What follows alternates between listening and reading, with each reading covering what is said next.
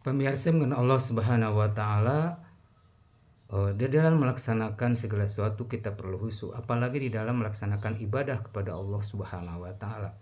Untuk melaksanakan khusyuk, kita harus mempunyai perasaan diri dijadikan oleh Allah Subhanahu wa taala, ditempatkan diri di bumi Allah Subhanahu wa taala, diberi rizki, diberi nikmat oleh Allah, dan beribadah karena Allah dengan tulus dan ikhlas.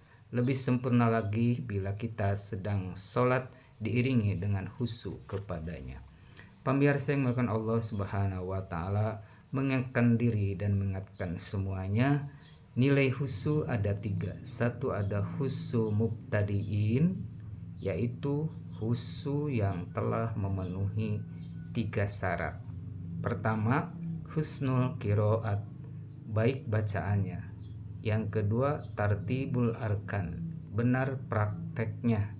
Yang ketiga adalah hudurul kolbi, mampu menghadirkan hati. Yang kedua, khusyuk abidin, adalah khusyuk yang telah memenuhi 6 kriteria. Selain dari 3 yang di atas, husnul qiraat, tartibul arkan, hudurul kolbi.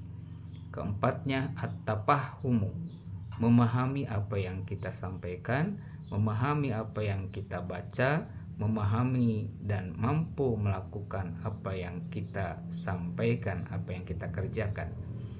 Yang kelima adalah at-ta'dim, mengagungkan Allah.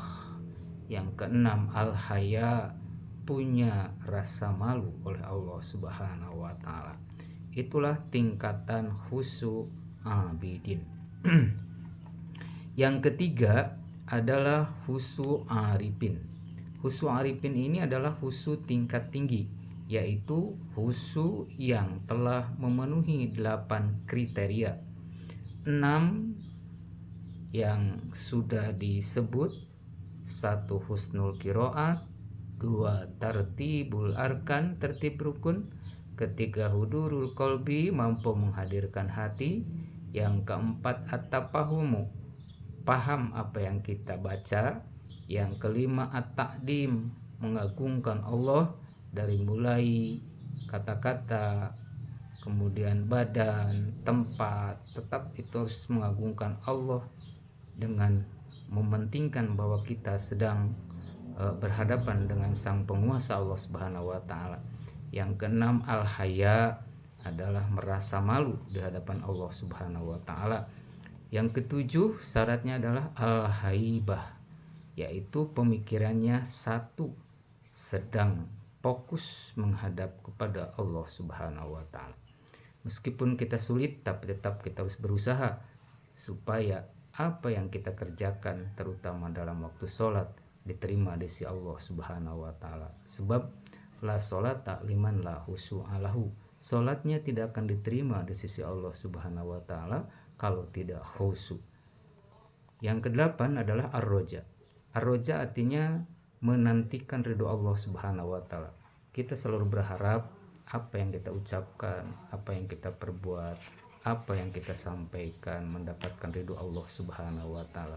Dengan ketulusan dan keikhlasan kita, semoga apa yang kita ucapkan, apa yang kita perbuat, apa yang kita i'tikadkan ada dalam ridho Allah Subhanahu wa taala.